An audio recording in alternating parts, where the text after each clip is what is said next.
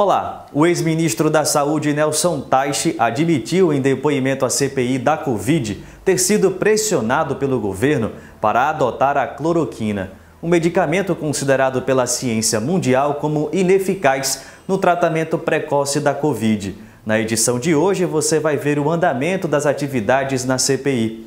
Na entrevista central, recebemos Mirtes Renata, mãe do menino Miguel, morto há 1 ano ao cair de um prédio no Recife, após negligência da patroa de Mirtes, Sari Corte Real. Ela traz elementos novos sobre a investigação do caso e denuncia que testemunhas estão sendo ouvidas sem a presença dos advogados. Continue aqui com a gente, eu sou Afonso Bezerra e o Central do Brasil começa agora. Central do Brasil. No segundo dia de atividades, a CPI da Covid no Senado já reúne elementos fortes sobre a má condução da pandemia pelo governo Bolsonaro. Depoimentos de 2 ex-ministros, Nelson Taixe e Henrique Mandetta, revelam a pressão do governo pelo uso da cloroquina, a aposta na imunidade de rebanho e a hegemonia de uma visão negacionista sobre a pandemia. Nayata Wani nos traz outras informações. Vamos conferir?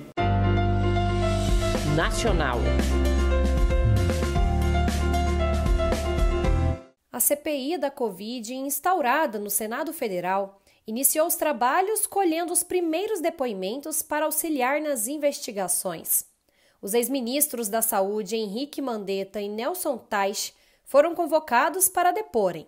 Mandetta, demitido pelo Planalto Central, expôs o negacionismo de Bolsonaro e narrou que os filhos do presidente participavam de decisões sobre a pandemia. O deputado federal pelo PT e ex-ministro da Saúde no governo de Dilma Rousseff, Alexandre Padilha, aponta os questionamentos que surgiram a partir dos depoimentos colhidos. O ex-ministro Mandetta contou um episódio que precisa ser investigado. Ele conta de uma reunião no Palácio do Planalto, com a presença do presidente da República, onde pessoas tentaram convencer ao uso da propaganda cloroquina, inclusive um texto de uma proposta de decreto para mudar a bula da Anvisa. Quem estava nessa reunião?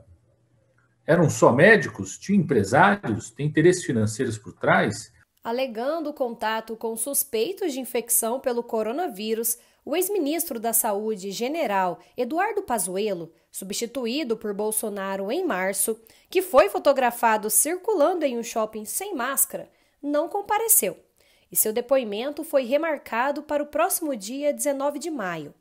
Já a declaração de Nelson Taixe, que ficou apenas 1 mês na pasta, esclarece sobre a discordância sobre o uso de medicamentos sem eficácia comprovada, como a cloroquina.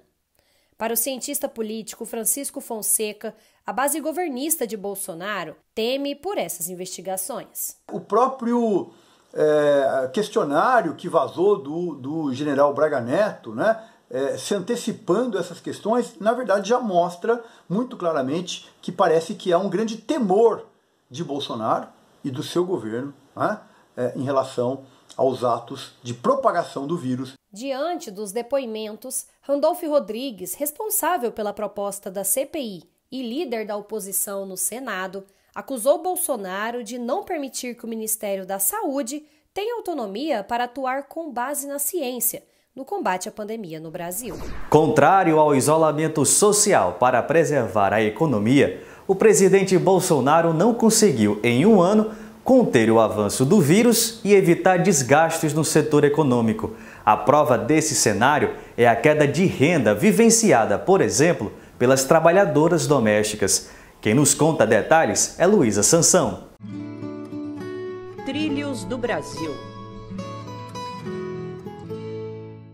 Mais da metade das trabalhadoras domésticas brasileiras ficou sem renda ou teve redução drástica no ganho mensal durante a pandemia, de acordo com o estudo Os Impactos da Pandemia na Vida das Diaristas e Trabalhadoras do Lar. A pesquisa foi realizada pelo coletivo jovem Observatório de Olho na Quebrada, iniciativa da organização não governamental UNAS em parceria com a ActionAid.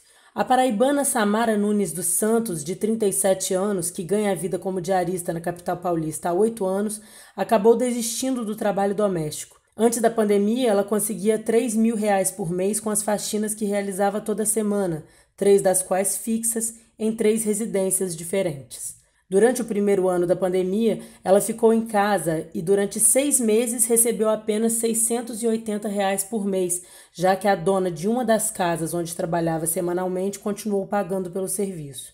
Depois, contou com o auxílio emergencial. Há um mês, já sem o auxílio, ela passou a trabalhar com carteira assinada pela primeira vez como controladora de acesso de um terminal de ônibus, mas sua renda caiu pela metade. E quando foi para mim voltar ao trabalho, eu resolvi não voltar, trabalhar como diarista, e sim trabalhar, ter um registro na carteira. Perdi renda porque ganhava o valor de R$3.000 e agora estou ganhando R$1.500, então perdi bastante, mas nunca trabalhei com registro na carteira, essa é a primeira vez. A mineira de Juiz de Fora, Fátima Souza Cantarino, de 53 anos, trabalhava como doméstica em uma casa havia 2 anos com carteira assinada. Recebia um salário mínimo. Quando a pandemia começou, sua patroa reduziu seu trabalho, que era de 3 vezes por semana, para 1 a 2 vezes, e Fátima passou a levar roupas da família para lavar e passar em sua própria casa. Em dezembro, foi demitida e desde então está sem nenhuma fonte de renda. Não é fácil, um serviço de 2 anos, né? Trabalhava antes 1 ano sem carteira assinada, depois ela assinou minha carteira com 3 vezes na semana, trabalhando de 7 às 10 da noite por um salário, mas estava bom porque é dinheiro, né? E dinheiro, e a gente precisa dele poder viver, né? Então, fui mandada embora. E o caso do menino Miguel está perto de completar 1 ano. Você deve se recordar. Miguel morreu depois de ter caído de um prédio de luxo no Recife, enquanto estava sob os cuidados da patroa da mãe dele, Sari Corte Real, esposa de Sérgio Hacker, ex-prefeito de Tamandaré, no litoral pernambucano. Mirtes é a nossa convidada de hoje da entrevista central e traz atualizações do caso. Ela nos mostra o racismo estrutural que atravessa a morte do seu filho e denuncia que testemunhas estão sendo ouvidas na ausência de seus advogados. A entrevista é de Nayá Tawane. Entrevista Central. A entrevista de hoje é com Mirtes Renata, ela que é a mãe do menino Miguel, de 5 anos, a criança que caiu de um prédio de uma altura de 35 metros em Pernambuco, enquanto estava sob os cuidados da patroa de Mirtes, Sari Corte Real. Obrigada por aceitar nosso convite, Mirtes.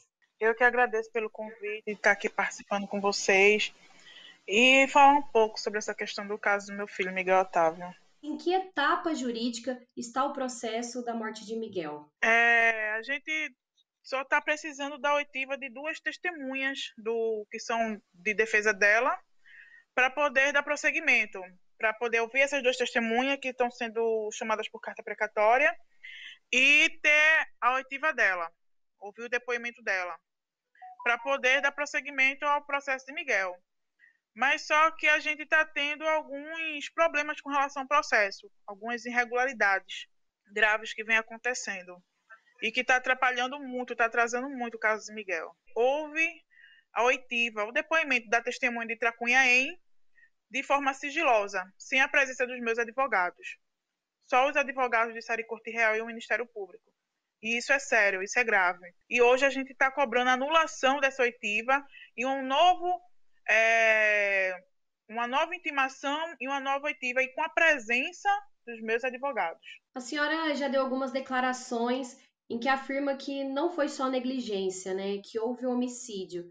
Por quê? E é algo que todo mundo sabe, que toda criança negra... E foi o que aconteceu com Miguel, é que Miguel não era uma criança que fosse digna de cuidado, de carinho, de atenção. E principalmente de segurança. Ela abandonou meu filho dentro do elevador. E isso ficou bem configurado a questão do racismo. Principalmente o racismo estrutural. E também pelo fato de seu filho é empregada. Hoje a senhora é estudante de Direito, né? O porquê a escolha da advocacia? Eu escolhi Direito para entender melhor o processo do meu filho, para entender melhor todo aquele juridiquês, e também para ir as etapas que tem pela frente, e também para poder ajudar outras pessoas a não passar pelo que eu venho passando hoje, com esse judiciário classista e racista. Quando eu terminar minha faculdade, quando eu me formar, vou fazer concurso para promotor, para juiz, para ser juíza, e eu vou estar num lugar que vai ser meu direito, vou estar num lugar que eu vou ter o poder na mão de poder fazer realmente justiça, de dar decisão com relação a certos processos, a certas situações que vêm acontecendo. E a senhora disse que até hoje não conseguiu viver o luto pelo Miguel. Isso um dia vai chegar a acontecer? Eu não parei para viver o luto porque eu tenho que estar aqui firme e forte, lutando, pensando no que fazer para que o caso não caia no esquecimento, no que fazer para cobrar ao judiciário agilidade com relação ao caso de Miguel. Eu não sei o que é um luto. Eu não sei o que é isso. Eu não pude viver. Eu não pude parar e sentir realmente a morte do meu filho. Porque eu preciso estar de pé, preciso estar sã, preciso estar firme e forte para poder cobrar por justiça. No próximo dia 9, a gente comemora o Dia das Mães. Apesar de ser uma data lembrada, né, vai ser uma data triste, mas eu queria saber também como que você vai passar essa data e transformar em luta e resistência o Dia das Mães. Eu só sei que esses dias que se antecedem eu já estou sentindo muito, porque vai chegar essa data e eu não vou ter meu filho comigo. Que era mais festa para ele do que para mim, porque ele gostava de aperrear a mãe para comprar um presente para me dar, de acordar, me dar beijo, me dar abraço, me dar os parabéns e me chamar para passear. Vai ser todos os dias para mim é um dia de dor, mas todas essas datas especiais que vêm se passando é muito doloroso para mim.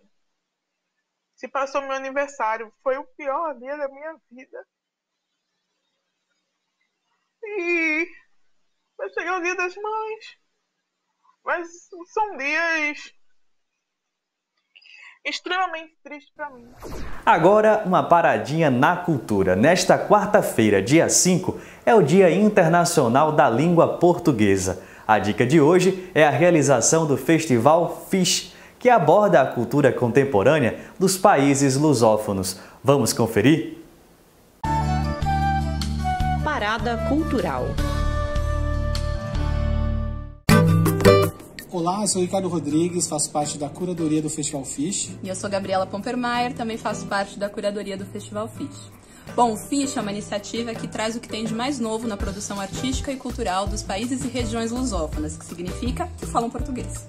O festival foi pensado primeiro no presencial, mas na pandemia a gente passou ele para online, transformou ele num portal www.festivalfish.com.br e lá tem a Galeria FISH, TV FISH, onde você consegue acompanhar a nossa programação. Isso, e a nossa programação conta com atividades nas linguagens de moda, gastronomia, música, literatura, artes visuais, cinema e teatro. É isso aí, só colar lá, as atividades são todas gratuitas, começa agora no dia 5, dia da lusofonia, e vai até o dia 9 e depois até o dia 20 a programação de cinema e o portal segue no ar. A gente espera vocês. Que seja FISH. E a cultura brasileira, em especial o teatro e o cinema, perdeu a graça e o talento do ator e humorista Paulo Gustavo. Ele morreu nesta terça-feira, dia 4, aos 42 anos, de complicações da Covid-19. Paulo Gustavo se notabilizou pelo humor e foi recordista de bilheteria com o filme Minha Mãe é uma Peça.